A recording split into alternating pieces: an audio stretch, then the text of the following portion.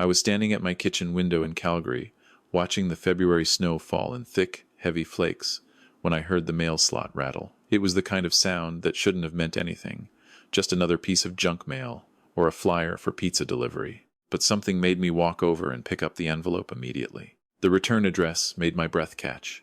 Morrison and Chen Legal Services, Toronto, Ontario. I hadn't heard that name in 14 years. Not since the day my mother's funeral ended and my two older sisters walked past me like I was invisible. Not since Rebecca, the eldest, had looked right through me when I tried to offer my condolences about Mom. Not since Patricia had literally turned her back when I reached out to touch her shoulder. 14 years of silence. 14 years of wondering what I'd done wrong. 14 years of birthday cards returned, unopened, Christmas cards ignored, phone calls that went straight to voicemail until the numbers were disconnected entirely. I was 62 years old. I'd built a decent life for myself here in Calgary. Retired from teaching high school mathematics after 35 years. My wife Sarah had passed 3 years ago from cancer, and my daughter Emma lived in Vancouver with her family. I'd made peace with being alone, or so I thought, but seeing that law firm's name brought everything rushing back. My hands trembled as I opened the envelope. Dear Mr. Harrison, I am writing to inform you of the passing of your father, Douglas William Harrison, on January 28th, 2026. As executor of his estate, I must notify you that you have been named as a beneficiary in his will. Please contact my office at your earliest convenience to discuss the details of your inheritance. Regards, Jennifer Morrison. I had to sit down. My father, dead. We hadn't spoken in 16 years. Not since that terrible argument the Christmas before Mom died. He'd accused me of abandoning the family when I took the teaching job in Calgary instead of staying in Toronto to help with the family manufacturing business. He'd called me selfish, said I was running away from my responsibilities. I'd called him controlling, said he wanted to run my life the way he ran his factory floor. Mom had tried to mediate, but the damage was done. After she died 2 years later, whatever fragile bridge remained between us burned completely. My sisters blamed me for the argument, said I'd broken Mom's heart by moving away. They'd sided with Dad, taken over the business together, and shut me out of everything. And now he was gone. And apparently, he'd left me something. I called the number on the letterhead with shaking fingers. Morrison and Chen. How may I direct your call? Jennifer Morrison, please. This is Thomas Harrison calling. There was a pause. Then I was transferred. Mr. Harrison, thank you for calling so promptly. Her voice was professional, measured. I'm very sorry for your loss. Thank you, I managed. Your letter was unexpected. I haven't been in contact with my father for many years. Yes, I'm aware of the family circumstances. She cleared her throat. Mr. Harrison, your father's estate is substantial. He left very specific instructions regarding its distribution. I'd prefer to discuss the details in person, but I can tell you that you've been left approximately $11 million in assets, property, and investments. The room spun. $11 million? I don't understand. Why would he? There's more you need to know. But as I said, I'd prefer to discuss this in person. Can you come to Toronto? Yes, of course. When? As soon as possible. There are time-sensitive legal matters we need to address. We scheduled a meeting for the following Monday. I hung up in a daze. $11 million. My father, who hadn't spoken to me in 16 years, had left me $11 million. I should have been celebrating. Instead, I felt sick. That evening, my phone rang. Unknown number, Toronto area code. Hello? Tommy? I froze. Nobody had called me Tommy in decades. Only one person had ever called me that. Rebecca? Yes, it's me. Her voice was different than I remembered. Older, but also softer somehow. I heard you got the letter from Dad's lawyer. My defenses went up immediately. How did you know that? Jennifer Morrison called me. She's required to notify all beneficiaries. Tommy, we need to talk. It's Thomas, I said quietly, and I think 14 years of silence says everything that needs to be said, don't you? Please. There was something in her voice. Desperation? Just listen for a minute. Patricia and we want to meet with you. Before you go to Toronto. Before you talk to the lawyer again. Why? Because this doesn't have to be complicated. Because we can handle this as a family, without lawyers and courts, and... She trailed off. Please, Thomas, will you meet us? Just coffee. 1 hour. Against my better judgment, I agreed. 2 days later, I was sitting in a Tim Hortons near the Calgary airport, watching my sisters walk in. Rebecca was 67 now, her dark hair shot through with gray. Patricia was 65, heavier than I remembered, wearing an expensive coat that screamed Toronto money. They sat down across from me without ordering anything. You look good, Patricia said. It sounded forced. You both do too, I lied. We sat in awkward silence for a moment. I'll get right to it, Rebecca finally said. We know Dad left you a significant portion of the estate. Jennifer Morrison wouldn't give us exact numbers, but we know it's substantial. And I kept my voice neutral. And we want to make this easy for everyone. She pulled out a folder from her bag. Patricia and I have been running Harrison Manufacturing for 14 years. We've grown it, expanded it, made it more profitable than Dad ever did. We know that business inside and out. Congratulations, I said. The thing is, Patricia jumped in, having a third party as a major shareholder complicates things. Board decisions, profit distribution, long-term planning. I'm not a third party, I interrupted. I'm your brother. Rebecca flinched. Of course. That's not what she meant. But Thomas, you don't know anything about manufacturing. You've been a teacher. You have no interest in the business, no experience with it. So we want to buy you out. Rebecca pushed the folder toward me. We've had our lawyers draw up an offer. $4 million. Cash. Clean, simple, immediate. You sign over your shares and assets to us. We cut you a check. And everyone moves on with their lives. I stared at the folder without touching it. $4 million. It's more than fair, Patricia said quickly. We're offering above market value for the business shares. You could retire comfortably, help your daughter, travel, whatever you want. And this needs to happen before you meet with Jennifer Morrison on Monday, Rebecca said. If this goes through probate court, if lawyers get involved, it'll drag on for months, maybe years. Legal fees will eat up a huge chunk of everything. This way is cleaner. Something cold settled in my stomach. You want me to sign away my inheritance without even knowing exactly what I'm signing away. We know what Dad left you, Rebecca said. Trust us. $4 million is generous. Then why the rush? Because Patricia started, but Rebecca cut her off. Because we want to avoid conflict. Because dragging this through the courts will damage all of us.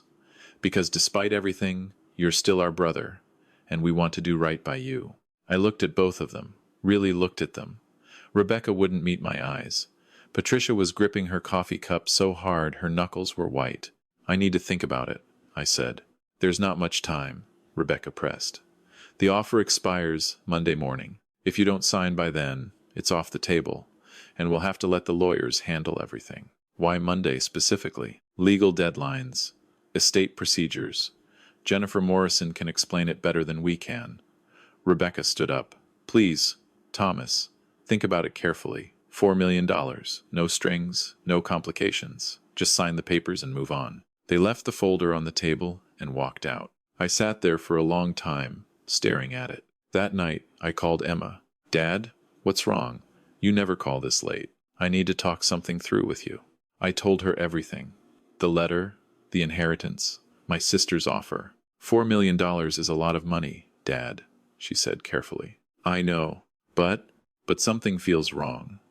Why are they pushing so hard for me to sign before I even talk to the lawyer? Why Monday specifically? Do you trust them? I laughed bitterly. I haven't spoken to them in 14 years, Emma. I don't know them anymore. Then don't sign anything until you know what you're signing.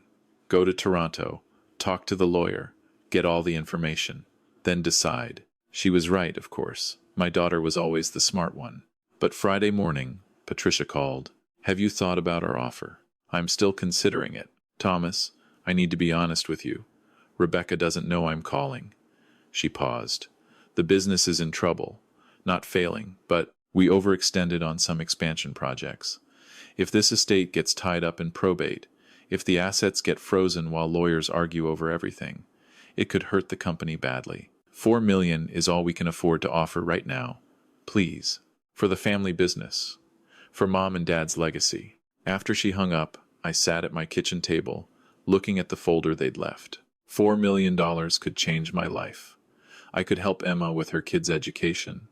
I could travel. I could donate to causes I believed in. And I could be free of my family forever. I was reaching for a pen when my phone rang again. Mr. Harrison? This is Jennifer Morrison. I apologize for calling on a Friday evening, but something urgent has come to my attention. My hand froze over the folder. What is it? Have your sisters contacted you in the last few days? Yes. They made me an offer to buy out my inheritance for $4 million. There was a long silence. Mr. Harrison, I'm going to be very direct with you. Do not sign anything they give you. Do not agree to anything. Can you come to Toronto tomorrow instead of Monday? Why? What's going on? I can't discuss the details over the phone, but please trust me on this.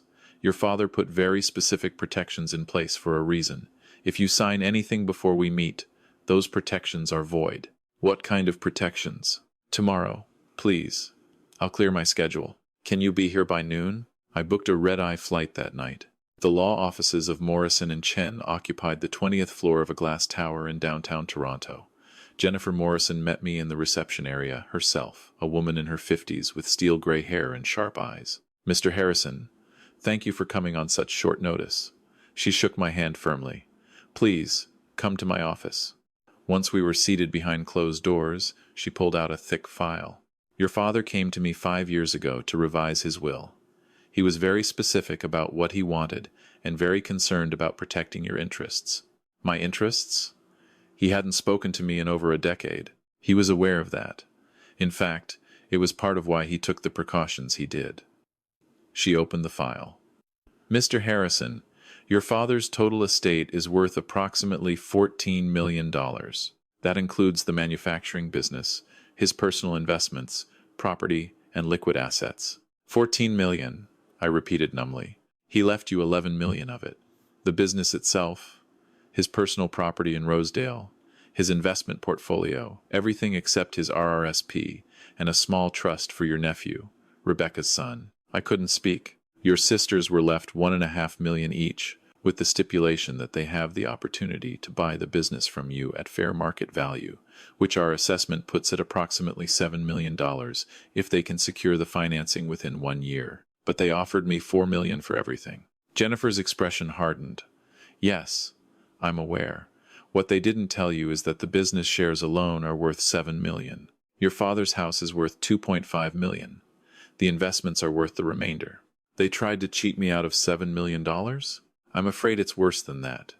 The documents they wanted you to sign weren't just a buyout agreement. Buried in the legal language is a clause that would have had you signing over power of attorney for all estate matters, effectively letting them control the entire estate distribution. They could have sold everything, paid you the $4 million, and kept the rest. I felt like I'd been punched in the stomach. They've been planning this, Jennifer continued.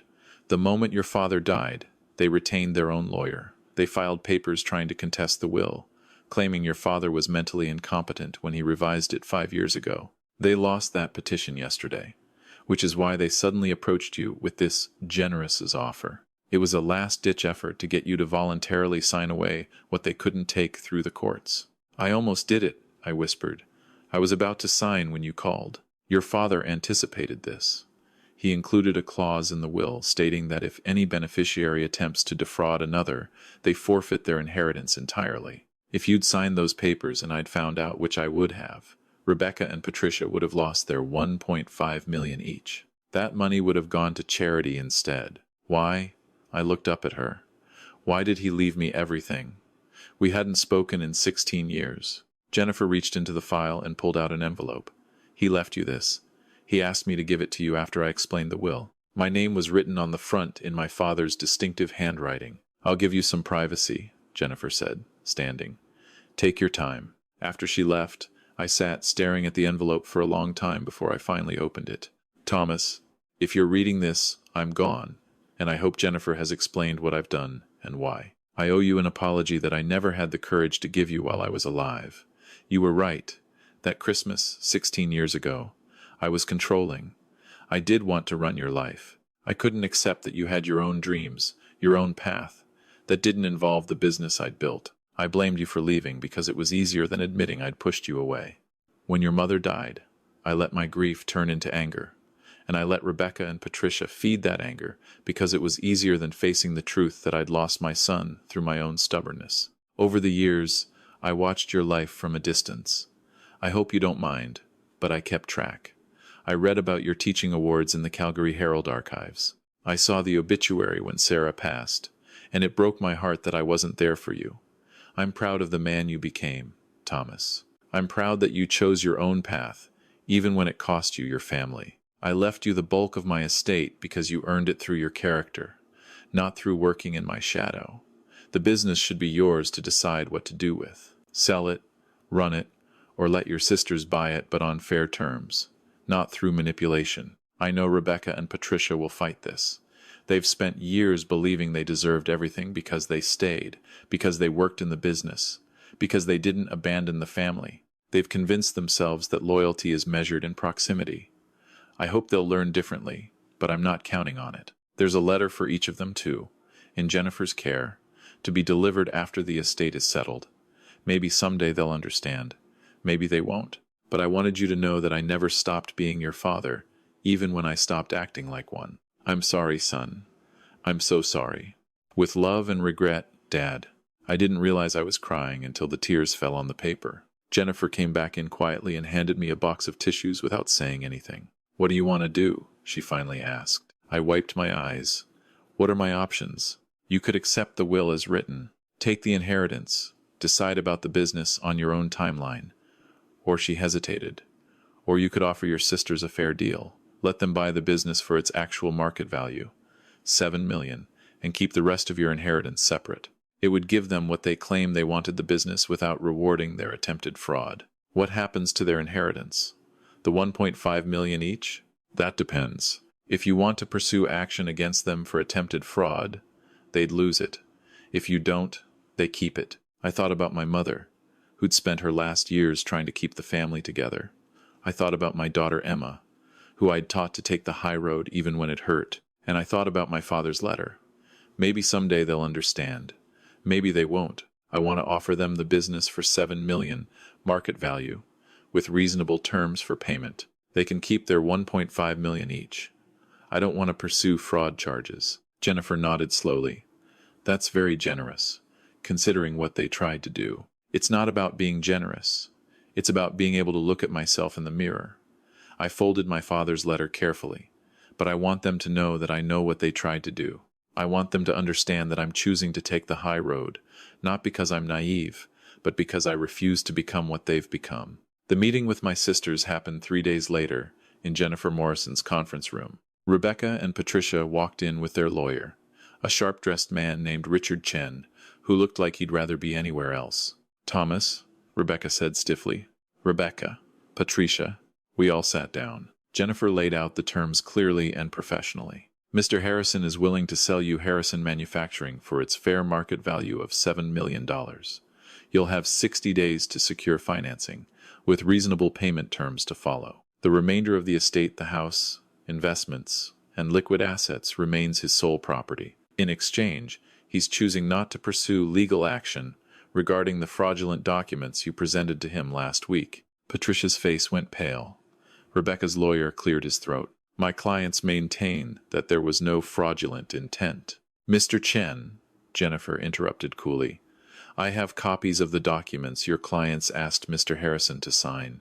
I've had 3 independent lawyers review them. We all agree they constitute attempted fraud. Mr. Harrison is being extraordinarily generous by offering any deal at all. Rebecca looked at me for the first time. You knew? When we met at Tim Hortons, you knew? No. But I know now. We weren't trying to cheat you, Patricia said desperately. We've worked so hard for that business. 14 years. We couldn't let it go to someone who doesn't understand it, who'd probably just sell it off. So you decided to steal it instead? It's not stealing, it's exactly stealing, I said quietly. You tried to take what Dad left me because you thought you deserved it more, because you couldn't accept that he made his own choices about his own estate. Rebecca's hands were shaking. He was punishing us, don't you see?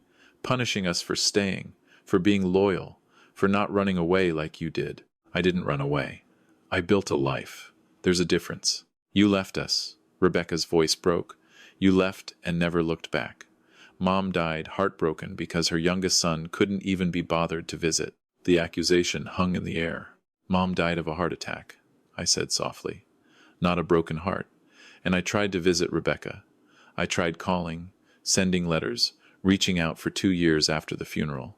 You and Patricia and Dad shut me out. You made your choice, and you blamed me for it. You could have tried harder. I could have. So could you. I took a breath. But that's not why we're here. Take the offer or don't. You have 60 days to decide. I'll be going back to Calgary tomorrow. Their lawyer whispered something to Rebecca. We'll take it, she said finally. The $7 million will secure the financing. Jennifer had all the papers ready. We signed in silence.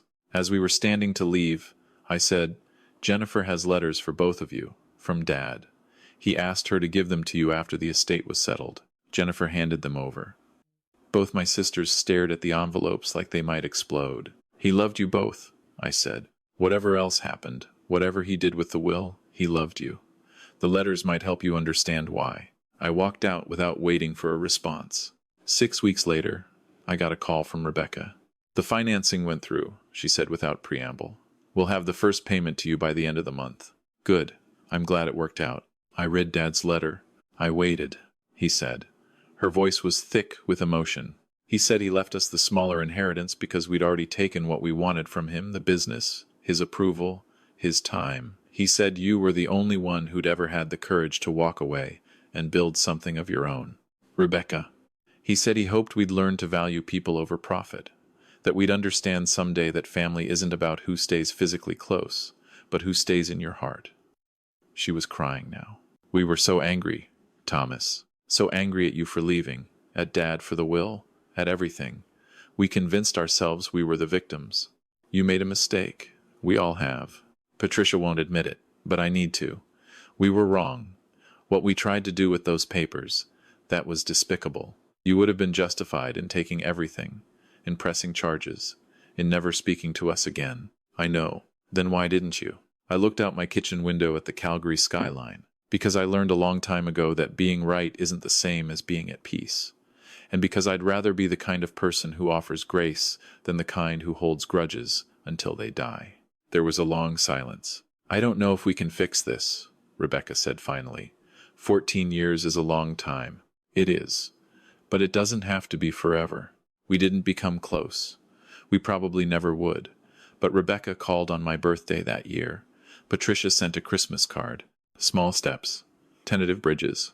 I sold my father's house and donated $2 million to establish a teaching scholarship fund in my mother's name. I invested the rest conservatively, kept teaching part-time as a substitute because I missed it, and visited Emma and her family once a month. The business payments came on time. Every time. Rebecca ran it well, I had to admit. She sent quarterly reports, even though she wasn't required to. A small gesture that said more than words. 1 year after the estate was settled, Jennifer Morrison called me. I thought you'd want to know Rebecca and Patricia each donated $100,000 to your mother's scholarship fund. They asked that it be anonymous, but I thought you should know it was them. I hung up and cried again. But this time it was different. I'd learned something through all of this. Something I wished I'd understood when I was younger. Family isn't about blood or proximity or even shared history. It's about the choices we make when tested. The grace we extend when we've been wronged, the bridges we're willing to build even when they've been burned. My father left me $11 million, but his real gift was the lesson in his letter that courage isn't about standing your ground or winning the fight. Sometimes the hardest courage is walking away from what's familiar. Sometimes it's choosing peace over being right. And sometimes it's offering forgiveness to people who don't deserve it, simply because holding on to anger hurts you more than it hurts them. I was 63 years old when I inherited my father's estate, but I was 63 and a half when I finally inherited his wisdom, and that, I think, is what he really wanted to leave me all along.